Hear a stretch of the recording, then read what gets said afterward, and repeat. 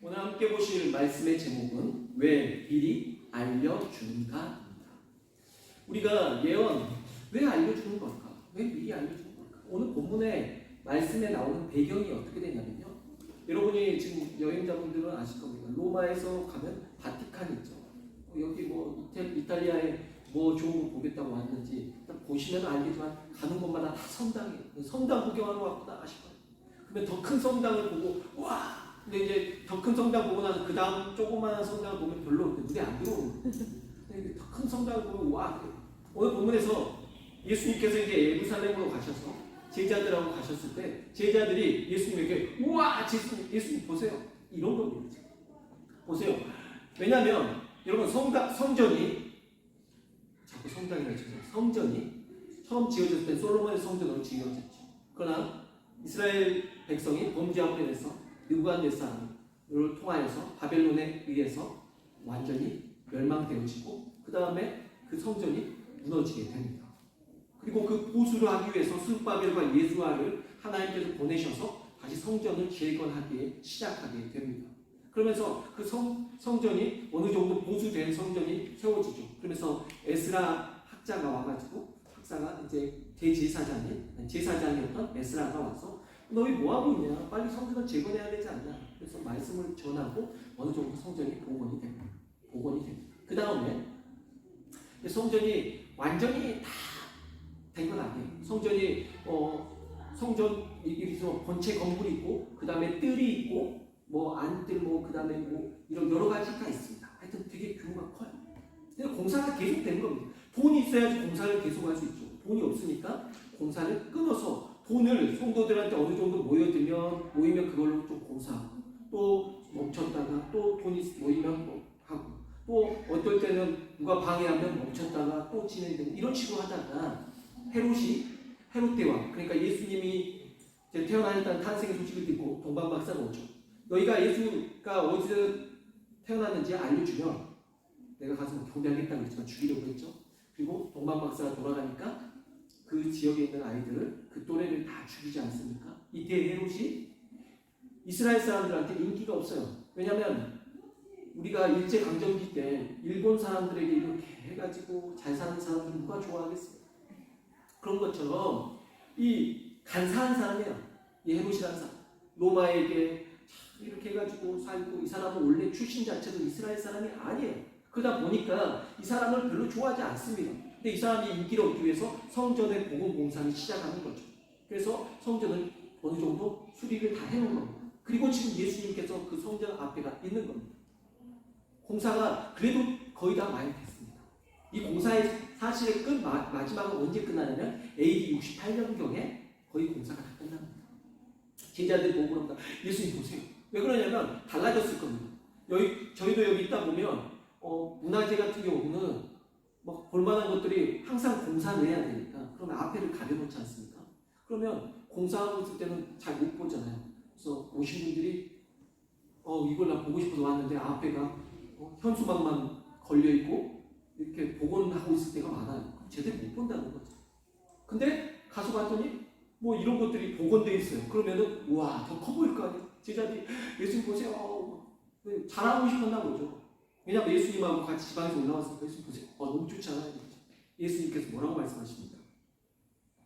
자 1절과 2절 보죠. 예수께서 성전에서 나와서 가실 때 제자들이 성전 건물들을 가르쳐 보이려고 나오니 뭐 하려고? 보이려고 나오니 대답하여 이르시되 너희가 이 모든 것을 보지 못하느냐 내가 진실로 너희에게 이르노니 돌 하나도 돌 위에 남지 않고 다 어떻게 된다? 무너뜨려 뜨려지리라 라고 말씀하십니다. 그러니까 이 말씀이 예수님께서는 미리 알고 계시는 겁니다. 어떻게 될걸요? 너희들은 우와 멋지지 않아요? 대단하지 않아요? 보는 것은 예수님께서 어떻게 알고 계신다고요? 예수님은 그 성전 건물이 곧 무너질 것을 보시는 겁니다. 우리는 예수님 이 세상이 너무 아름답지 않아요? 와 저 건물 보세요. 여기 발전해가지고 예수님 어마어마하지 않아요? 이런 예수님이 곧 무너질 것이다. 예수님 그걸 보시는 거죠. 그래서 예수님께서 말씀하신 대로 언제 무너지게 되냐면 로마의 장군 티투스라는 나중에는 황제가 됩니다. 제10대 황제가 되는 이 디도 장군이라는 사람이 AD 70년경에 예루살렘에 와서 모든 것을 다 밀어버리고 성전을 막 불태우고 진짜 도리에 돌아다도 남기지 않고 싹 다 무너집니다. 성전의 기물들도 싹 다 없어지고 완전히 그렇게 다 없어집니다. 예수님 그걸 보고 말씀하시는 거죠. 그러니까 제자들이 예수님께서 이 성전을 보면서 와 좋다 잘 지었다 이 말씀하실 줄 알았는데 무너질 거에 대해서 말하니까 제자들이 물어봅니다. 3절에 예수께서 감람산 위에 앉으셨을 때 제자들이 조용히 와서 이르되 우리에게 이르소서 어느 때에 이런 일이 있겠사오며 또 주의 임하심과 세상 끝에는 무슨 징조가 있사오며 제자들이 예수님께 조용히 와셨다고 물어볼 때는 본인들만 알고 싶은 게 있습니다. 예수님께 뭐라고 물어봅니까? 어느 때에 이런 일이 있겠사오며 첫 번째는 어느 때에 뭐가 먼저 궁금한가요? 그 다음에는 무슨 징조가 있사오리까 라고 물어보고는 그 징조가 궁금한 게 아니라 어느 때에 이런 일이 있겠습니까? 사람들이 사실은 정말 궁금해하는 건 뭐냐면요. 언제, 몇 년, 몇 월, 며칠 날 이 일이 일어날까 이게 궁금한 겁니다. 그래서 사람들이 미혹이 많이 되는 게 뭐예요? 이단들이 몇 년, 몇 월, 며칠 날 예수님 온다 그러면은 그게 안 믿을 것 같지만 사람들이 그렇게 믿어요. 왜냐하면 사람들이 그게 궁금하거든요. 제자들은 그게 궁금한 거예요. 첫 번째 궁금한 건 어느 때 이런 일이 있을까요? 예수님께서는 그런데 어느 때에 이런 일이 있을까요? 보다 예수님께서 말씀하시는데 뭐라고 말하냐면 4절 예수께서 대답하여 이르시되 너희가 사람의 미혹을 받지 않도록 주의하라. 자, 이 사람들은 어느 때 이런 일이 있을까요? 그러면 예수님께서는 그래 몇 년 몇 월 며칠 날 이런 일이 있을 거야. AD 70년경에 디도라는 장군이 와서 이렇게 무너뜨릴 거다. 이렇게 알려주시면 되는데 예수님의 관심은 그게 아니었습니다. 예수님이 말씀하시는 건 뭐냐면 어느 때가 중요한 게 아니라 어떠한 일이 일어날 거고 너희는 어떻게 행동해야지 너희가 산다는 것을 그게 예수님은 더 중요하게 여겼다는 것입니다. 예언의 목적은 두 가지입니다. 첫 번째는 1차 대상자들과 그 다음 2차 대상자들. 1차 대상자들은 지금 현재 예수님 앞에 있는 제자들입니다. 예수님의 이 재앙에 대해서 듣고 그리고 이 70년, AD 70년경에 이 일을 직접 경험한 사람들이 1차 대상자들입니다. 그럼 2차 대상자들 우리한테는 무슨 소용이 있어요? 이 일이 AD 70년경에 일어난 일이면 그 애언이 이미 성취된 애언인데 우리와 무슨 상관이 있습니까? 예수님 이 일은 끝난 거 아닙니까? 여러분이 어디 있다 약속 장소를 써놔요. 그래가지고 누구를 오늘 몇 월 며칠 날 내가 그 사람 만나고 딱 적어놓았어요. 그리고 여러분이 나가서 그 사람을 만나보면 여러분 그걸 계속 간직합니까? 아니면 그걸 찢어버립니까? 찢어버리잖아요. 그러니까 그게 끝난 약속이니까 이제 지우고 또 새로운 약속을 잡는다는 거죠. 그러면 정말 이 성경에 이게 약속이라면 이게 만약 AD 70년경에 끝난 사건이라면 찢어지고 없어져야 될 사건입니다. 그러니까 예수님께서는 지금 1차 대상자들 이 예언을 지금 예수님에게 듣고 또 이 일을 직접 경험한 사람들 뿐만이 아니라 앞으로 똑같은 상황이 역사는 반복적으로 일어나고 이러한 일을 똑같이 또 경험할 자들에게 교훈을 주시고 합니다. 그러니 예수님께서는 정말 이 제자들만 사랑했다면 이 제자들이 사실 몇 년, 몇 월, 며칠 날 이런 일이 있을 거다 알려줬겠죠. 그러니까 성경의 목적은 그게 아니에요. 그 사람들만 사랑했다면 예수님이 그렇게 적으셨겠지만 예수님은 그 이후에 살아가는 우리들에게 더 관심이 있으셨던 거예요. 그래서 앞으로 어떤 일이 있을 거다, 너희가 어떻게 살아야 된다 이걸 알려주시고 그러면 우리가 어떻게 살아야 될까요? 첫 번째 미혹되지 마라. 4절 예수님께서 대답하여 이르시되 너희가 사람의 미혹을 받지 않도록 주의하라. 5절 말씀 많은 사람이 내 이름으로 와서 이르되 나는 그리스도라 하여 많은 사람을 뭐하리라? 미혹하리라. 그리스도라고 요즘에 넷플릭스가 좀 많이 알려져 있죠. 넷플릭스는 좀 사람들이 관심 있고 좀 자극적인 것을 많이 내보내는 것 같습니다. 그러다 보니까 나는 신이다라는 그 제목으로 JMS 정명석을 담은 이단 교주를 담은 내용이 어떻게 이게 TV에서 방영이 될 수가 있죠? 옛날에 이런 거는 정말 피기수첩이나 모아가지고 다룰 것 같은데 그냥 이걸 다큐멘터리 같이 만들었는데 이게 오히려 사람들에게 반응이 좋으니까 넷플릭스는 그렇습니다. 드라마를 하나 만들어 놓고 인기가 있으면 시즌 1 가고 인기가 없으면 시즌 1에서 끝내고 그 다음에 인기가 있으면 시즌 2까지 넘어가는 거죠. 그리고 또 인기가 있으면 시즌 3 계속 가는 거예요. 그래서 시즌 1이 인기가 있었어요. JMS 정명석이 사람들에게 너무 재미가 있었어요. 와 이게 말도 안 돼. 세상 사람들한테 신기한 거죠. 기독교에서 파생된 이 이단이 이거 너무 재밌는 거예요. 그랬더니 나는 신이다 2부가 만들어졌어요. 아가동산 비기수표. 또 재밌으면 3편이 만들어져. 이런 가운데 교회는 세상 사람들에게 가십거리가 되어지고 세상 사람들은 세상 봐라. 교인들이 저런다. 하면서 그때부터 더 부끄러워지. 코로나 기간 동안에 그렇지 않은 교회를 잘 안 나갔던 성도들, 그 믿음이 약해져 있는 사람들, 기반이 없는 사람들, 예수님께서 말씀하신 반석 위에 세운 교회가 정확하게 내가 반석 위에 세우지 못한 신앙 흔들려 버리고 만 것입니다. 모래 위에 세운 집처럼 무너지기 시작합니다. 거기에 주변 사람들이 기독교에 대해서 안 좋게 말하니까 더 무너지기 심하게 되고 헤어짐이 더 심하게 되는 것입니다. 그게 막 무너지는 거. 뭐 때문에? 사람들이 미혹되기 때문입니다. 미혹의 사건을 듣지만 사람들도 함께 미혹되라고 있어요. 옛날 일이잖아요. 옛날에나 뭐 이단들에 빠지고 그럴 것 같은데 오늘날에 이게 말이 안 돼. 요즘 과학이 이렇게 발달했는데 그런데 사람들이 빠져요. 내가 그리스도라고 하면 빠져요. 당시에 예수님 말씀하시니까 사람들이 와서 서로 그리스도라고 말하면 사람들이 따를 것이다. 근데 그때만 하더라도 정말 예수님의 모습을 그린 화가들도 있고 그래서 예수님 닮은 사람들, 다른 사람들이 있었어요. 외모적으로만 예수님을 따르는 게 아니라 그래서 내가 그리스도다, 내가 예수다 라고 했을 때 그 사람들이 외모적으로만 닮아서 따랐던 게 아니라 외모가 중요한 게 아니라 나중에 영지주의가 나옵니다. 영지주의는 뭐냐면 영해하는 거예요. 사람이 육체보다 영혼이 더 중요해. 그러니까 예수님도 육체는 아무것도 아니다, 껍데기다. 예수 안에는 영이 중요하다. 그 예수의 영이 나에게 임했다라고 말해버리니까 그 사람들을 신뢰하고 믿게 되는 겁니다. 신봉하는 거예요. 교주들이 못생겼어요. 정말 키도 작고 왜 그렇게 다들 못생겼는지 모르겠어요. 키도 작고. 근데도 따라요. 예수라고 따라요. 왜냐하면 그 예수의 영이 그 사람한테 들어갔다니까 그 사람이 예수님처럼 보이는 거예요. 착각에 빠지는 거예요. 그리스도라고 하면 그 사람을 따른다니까. 이런 미혹되는 거예요. 그래서 마지막 때 되면 이런 미혹되는 일이 많으니까 너희가 미혹되지 말아야 된다라는 것을 예수님께서 경고해 주신 겁니다. 자, 예언의 목적은 무엇인가?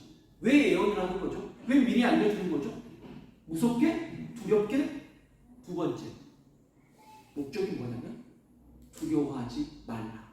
예수님께서 말씀하십니다. 6절에 난리와 난리 소문을 듣겠으나 너희는 삼가 두려워하지 말라. 이런 일이 있어야 하지 아직 끝은 아닙니다. 자, 두려워하라, 두려워하지 말라, 두려워하지 말라. 자, 예언의 목적은요, 여러분 생각했을 때 무당을 찾아가면 무당은 뭐라고 말해요? 물 조심하라고. 물에 뭐 이렇게 큰일이 있다. 그러니까 두려움을 안겨줍니다. 악한 영은 두려움을 안겨줘요. 그 애원까지도 하는 그 애원을 통해서 그 사람의 미래를 내다본 것처럼 해가지고 그 사람에게 두려움을 줘서 그 사람이 완전히 절대적으로 그 사람을 믿게끔 만듭니다. 그러나 예수님께서 예언하신 것은 우리에게 두려움을 심어주시냐 이 함이 아니고 우리를 두려워하지 않게 하기 위해서 미리 알려주시는 겁니다.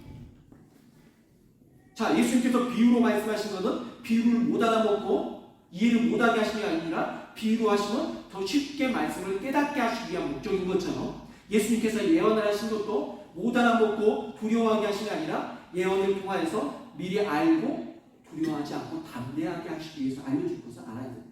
학교 다닐 때, 중학교 다닐 때 우리 유명했죠. 남자들 사이에서 영어 선생님과 국어 선생님. 우리의 미션은 그것입니다. 영어 선생님이 무섭냐? 국어 선생님이 무섭냐? 어떤 사람이 때릴 때 더 아파? 자, 국어 선생님은 영어 선생님은 탱자나무를 깎아가지고 갖고 다녔어요. 탱자나무. 그리고 잘 풀어주다. 탱자나무 갖고 다녔어요. 국어 선생님은 당구장 큐대를 가지고 다녔어요.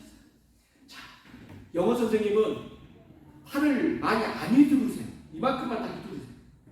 자, 가서 칠판 딱 잡고 이렇게 딱 숙이면 엉덩이와 그 허벅지 사이를 탁 때리세요. 많이도 안 휘두르시는데 애들이 무릎 꿇고 막 선생님 살려달라고 빌어요. 국어 선생님은 당구 큐대를 여기서부터 휘둘러갖고 그 야구하듯이 허리를 걸려서 때리시고 그러면 엄청 아프죠. 그러니까 애들이 어떤 게 더 아프냐고 애들이 이슈했어요.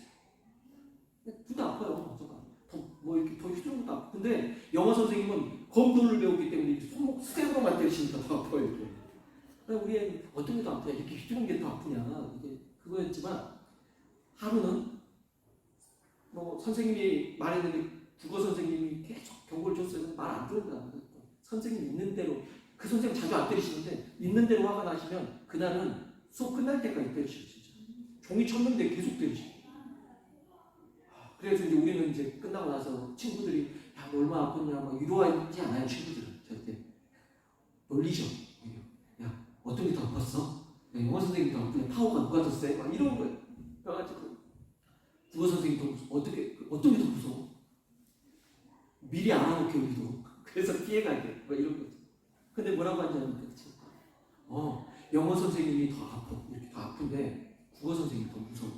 왜 무서워? 그랬더니, 영어 선생님은 시험에 딱 보고 나 점수가 낮으면, 야, 너 몇 대 맞는다? 너 5대 때리면서 너 몇 대 남았어? 더 알려준다는 거야. 국어 선생님은 몇 대 때릴 거를 예고를 안 해준다는 거야. 그냥 무조건 때린다. 그 언제 끝날지 모른다는 거야. 그게 무서운 거야. 종이 쳐도켜도 때리시니까 언제 끝날지 모르. 예언이 그렇습니다. 여러분, 예언을 왜 미리 알려주죠? 경고죠, 경고. 두려워하게 하기 위함이 아니에요. 근데 모르면 사람들이 두려워하죠. 세상은 그런 것을 원해요. 예수님께서 말씀하시는 우리를 두려워하게 하시지 않고 우리에게 그걸 알고 미리 우리가 근신하고 깨어서 기도하게 하시기 위한, 우리가 신앙생활을 잘하게 하시기 위한 목적으로 미리 알려주시는 것입니다. 오늘 말씀의 제목처럼 미리 알려주신 이유가 거기입니다. 그래서 예수님께서 우리를 두려워하지 않게 하시기 위함입니다.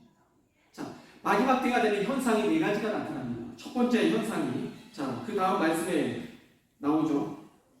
자, 민족이 민족을, 나라가 7절, 나라를 대적하여 일어나겠고 곳곳에 기근과 지진이 있으리니. 자, 어떤 일이 나타난다는 겁니까? 나라가 나라를 대적하여 일어나고 곳곳에 기근과 지진이 있을 것이다. 배반의 역사가 있어요. 배반. 막 이런 전쟁, 막 이런 게 있어요. 자, 그래서 7절과 8절에 보면 이런 일들이 있는데 이것은 재난의 시작이라는 것입니다. 어떻게 되나요? 마지막 때는 사람들이 막 배반을 해요. 마지막 현상은 민족의 민족은 전쟁이 막 일어나고 막 떠들썩한 일들이 많이 일어난다는 거예요. 그때 우리는 끝이라고 생각하지만 그게 끝이 아니라고 예수님 말씀하시고 재난의 시작입니다.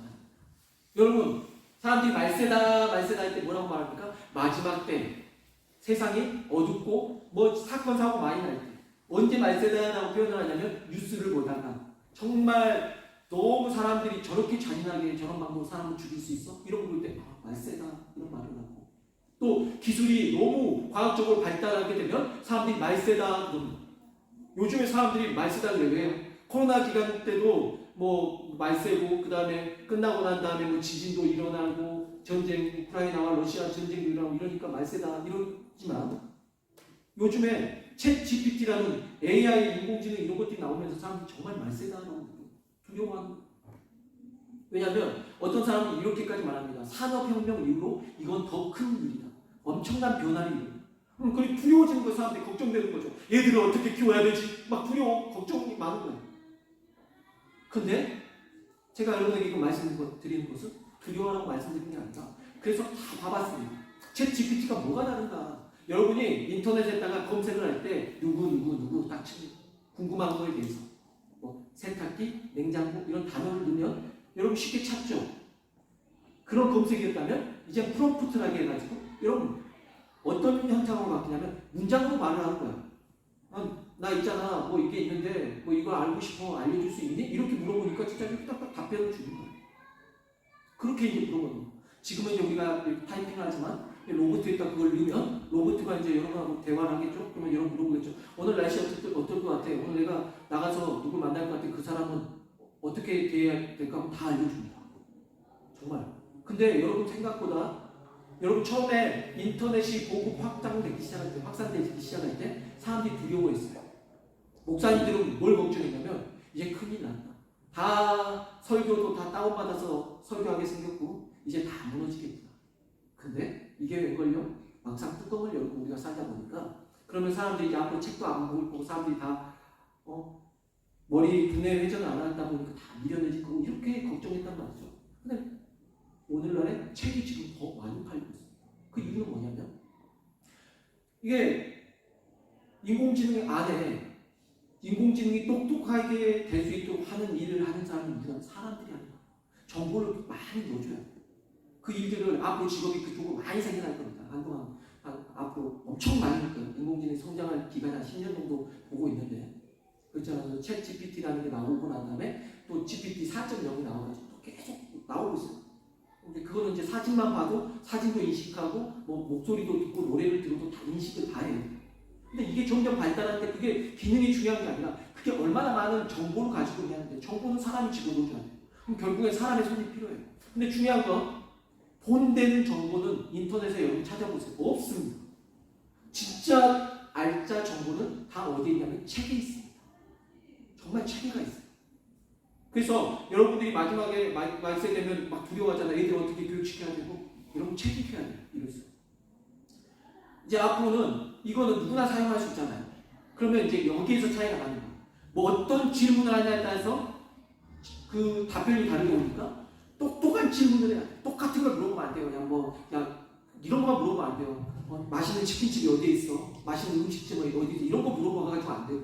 정말 어려운 부분에 대해서 막 물어봐 보세요. 근데 제가 물어보니까 답변을 아직은 잘 못해요. 책에 있는 내용보다 더 못해요. 얘가 알고 있는 거는 그냥 극히 일부입니다. 여러분 저작권료 때문에 책에 있는 내용을 다 거기 등록할 수 없을 겁니다.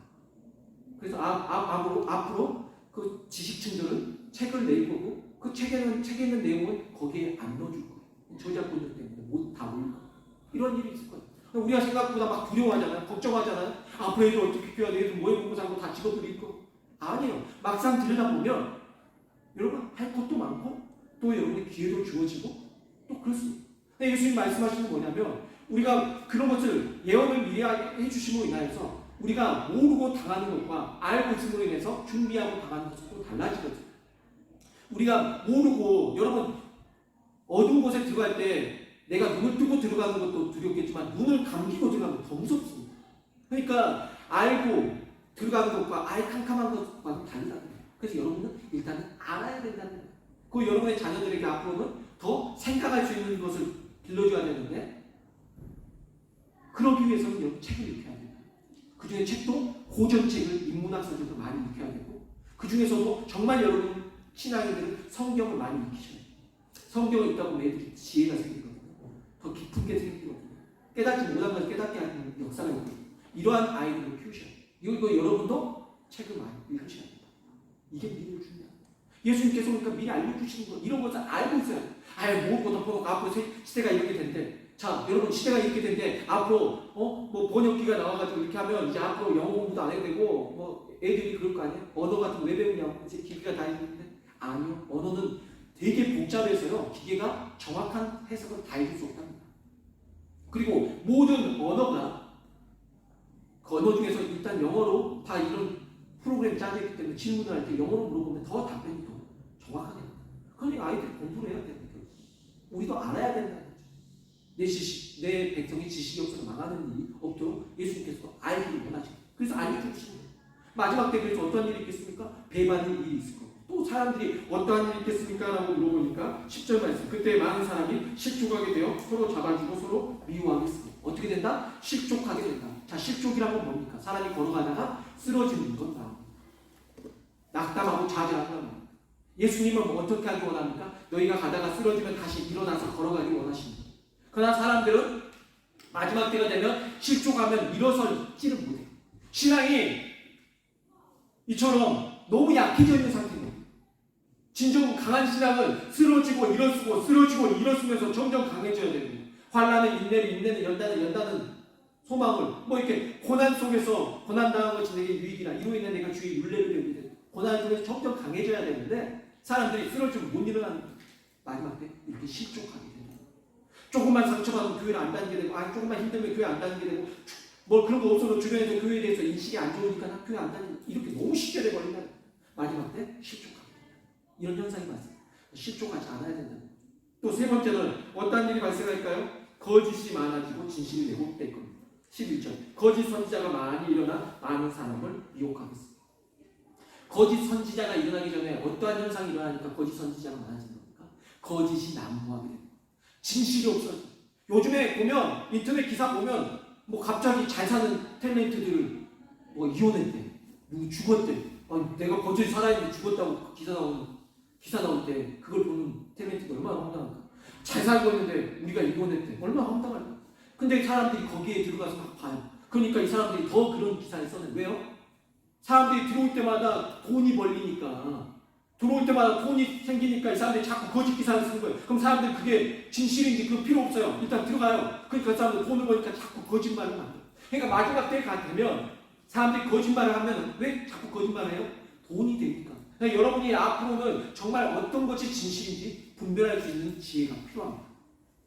아무 기사나 막 다 섭렵하고 하는 게 아니라 진실이 무엇인지 깨달아 알아야 된다는 것입니다. 그러기 위해서 여러분이 영적으로 깨어 있어야 된다는 것입니다. 또 네 번째는 어떠한 것이냐면 현상은 불법이 많아져서 사람들이 그 불법으로 인해 사랑의 의심을 품게 되는 사랑이 식어진다는 것입니다. 12절 불법이 성함으로 많은 사람의 사랑이 식어지리라. 자, 사랑이 왜 식는다는 표현을 씁니까? 사람이요 식체가 식어있다라는 표현을 씁니다. 식어있다는 건 죽어있다는 거예요. 사랑이 우리 심령 가운데 있습니다. 근데 사랑이 식어져 있다는 건 우리가 영적으로 죽어있는 상태가 될 것이라는 것입니다. 그래서 불법이 막 성행하게 됩니다. 서로 의심하게 된다는 거죠. 이 말이 뭡니까? 의심하게 된다. 부부간에 서로 신뢰를 못해요. 의심한다는 거예요. 왜? 불법이 성함으로 서로 이 사람이 죄를 짓고 막 속이고 거짓말하다 보니까 그런 불법 속에서 서로 신뢰관계가 깨어지게 되고 그러면 사랑이 식어지게 되죠. 믿음이 깨어지니까 사랑이 식어지게 된다는 것입니다. 그래서 이런 현상들이 나타나는 거죠. 어떤 현상? 배반, 실종, 그리고 제가 말씀드린 것처럼 거짓이 난무하게 되고 그리고 의심이 많아지게 됩니다. 그러면 이런 일을 당할 때 사람들은 두려워하는데 예수님 뭐라고 하시죠? 두려워하지 말아야 된다. 자, 그럼 세 번째 또 우리에게 뭐라고 말씀하십니까? 자, 13절 그러나 끝까지 견디는 자는 구원을 얻으리라. 셋째, 끝까지 견디는 자는 구원을 얻을 것이다. 끝까지 견디면 복음을 전해야 된다는 것입니다. 우리가 해야 될 것은 끝까지 견디며 예수님께서 말씀하시는 첫 번째 미혹되지 마라. 두 번째 두려워하지 말아라. 또한 뭐라 해야 된다? 끝까지 견뎌야 된다. 그러면서 복음을 전해야 된다. 자, 13절에 끝까지 견디는 자는 구원은 마지막 때 되면 인내심이 사람들이 없어요. 잘 참는 게 잘 안 됩니다. 그래서 금방 무너지게 됩니다. 그래서 여러분이 어떻게 된다? 끝까지 견뎌야 된다. 자, 제자들이 뭐라고 말했습니까? 예수님 언제 이 세상이 끝나겠습니까? 예수님께서 뭐라고 말씀하셨어요? 난리와 난리 소문을 너희가 듣겠으나 그때가 끝이 아니다 말합니다. 아까 6절 말씀에 나왔죠? 난리와 난리 소문을 듣겠으나 너희는 삼가 두려워하지 말라. 이런 일이 있어야 돼. 아직 뭐가 아니다? 끝은 아니다. 8절 이 모든 것은 뭐하다? 재난의 시작이다.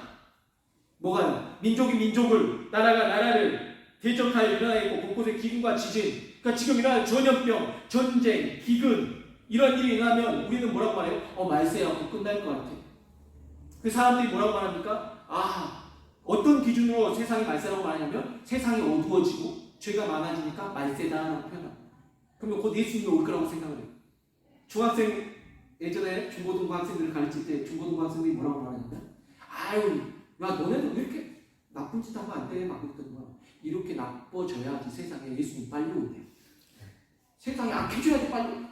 맞는 것 같아. 정답인 것 같잖아요. 세상 사람들 정말 그렇게 생각해요. 세상이 빨리 어두워지고 악해지면 예수님 오신다. 그때가 끝이다. 잘못된 해석입니다. 그건 세상의 방법입니다. 예수님이 뭐라고 합니까? 이런 것들, 지진이 일어나고 이런 것, 이건 재난의 시작이다라고 말합니다. 끝이라고 말하지 않습니다. 우리는 끝이라고 말하는데 예수님은 반대의 개념으로 그건 시작이야라고 말씀하십니다. 근데 여러분 분명히 알아야 됩니다. 어떤 교주들이나 막 미혹해서 이게 뭐 끝이다. 거기 있으면 휴가가 올라간다. 그랬더니 고3들이 내일 수능 안 보기 원해가지고 있는 용돈 갖다가 다 주고 학생들도 교사가 되고 임용고시 잘 되지도 않고 공무원도 잘 안 되는데 빨리 예수님 오시면 끝나야 되는데 가뜩이도 너네 꿈이 뭐야 물어보면 교사라는데 작년에 학교가 없어진 게 131개 학교가 없어지고 한 명이 입학하는 학교가 123개 앞으로 점점 줄어가고 어떤 대학교는 나왔는데 대학교에 개강이 됐는데 학생들이 10%밖에 안 오고 학교가 파산 직전이에요. 학교가 돈이 없어 교수가 임용이 안 돼. 그러니까 대학생이 4학년을 졸업을 해야 되는데 마지막 학기를 못 다니니까 졸업을 못 해. 점점 대학교들도 문을 닫고 학교들도 줄어들 거면 교사들도 줄어들 거고 직업도 없고 그러니까 이런 상황에서 사람들이 빨리 예수님 오시옵소서. 빨리 말세가 되니까 모셨습니다. 그러다가 누가 어떤 사람 와가지고 말세다 곧 온다 그러니까 막 신중하게 됩니다. 근데 여러분 분명히 알아요. 세상에 악해진다고 예수님이 오시는 게 아니라 예수님께서 뭐라고 하시는지 분명히 여러분의 말씀을 알아야 됩니다. 14절 이 천국 복음이 모든 민족에게 증언되기 위하여 온 세상에 전파되리니 그 다음에 뭡니까? 그제야 끝이 오리라. 자, 이해가 되십니까? 우리는 세상의 관점으로는 전쟁과 기근과 막 이런 막 어수선한 일들이 일어날 때 세상이 끝이라고 하는데 예수님이 보는 관점은 그게 끝이 아니야. 온 세상에 복음이 전해져야 그때가 끝이야. 예수님이 빨리 올까봐 두려운 사람. 그건 뭐냐면 신랑이 온다는데 신부가 막 갑자기 막 어쩌지 막 이렇게 막 분주해지고 막 그런 건 뭐예요? 불법을 저지르고 있기 때문에. 정말 신랑을 사랑하면 빨리 오기를 기다리고 있어야 되는데 빨리 오면 어쩌죠? 큰일 나네. 이런 상황인 거야. 정말 예수님을 오신다면 마라나타 주 예수여 어서 오시옵소서. 그러기 위해서는 기다리는 자세가 뭐여야 돼요?